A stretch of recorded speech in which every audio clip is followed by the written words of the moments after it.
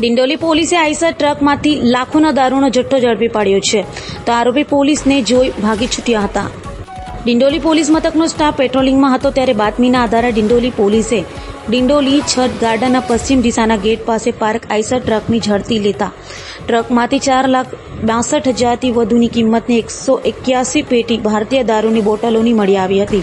જેથી ડિંડોલી પોલીસે દારૂનો જથ્થો ટ્રક સહિત 14,62,000થી વધુની મત્તા કબજે લઈ